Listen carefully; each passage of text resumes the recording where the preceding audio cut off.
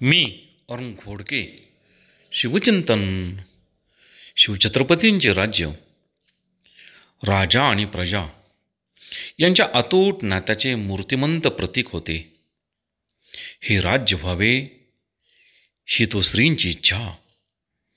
प्रभूंच्या आणि प्रजेच्या अशा दोन इच्छा आकांक्षांची जोड घेऊनच ते आकाराला आले होते. राज्य ही आपली खाजगी मालमत्ता नसून जनतेची अमानत आहे अशी त्यांची भावना असल्यामुळे ते शत्रूंना अजिंक्य होते, उदंड होते. पूर्वीच्या राजांना राष्ट्र ही कल्पना नव्हती, तर राज्य ही संकुचित भावना होती. त्यांच्या लढाया ह्या केवळ राजांच्या व स्वतःच्या राज्यापुरत्याच मर्यादित असत. त्यांना राष्ट्रापेक्षा स्वतःचे राज्य महत्त्वाचे होते.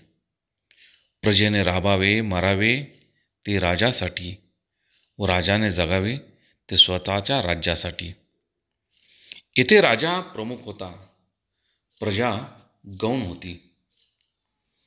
ते शिवछत्रपतींनी सारे काही बदलले. राजाचा धर्म होता ते प्रजेचे हित पाहण्याचा, प्रजेच्या कल्याणाचे कायदे करून ते अंमलात आणण्याचा. प्रजेच्या दृष्टीने राजाचा धर्म महत्त्वाचा नसतो. राजाचा धर्म म्हणजे प्रजाहित दक्ष राजा, लोक कल्याणकारी राजा. तसे वर्तन शिवछत्रपतींचे होते. बहुत काय बोलणे. राम कृष्ण हरी.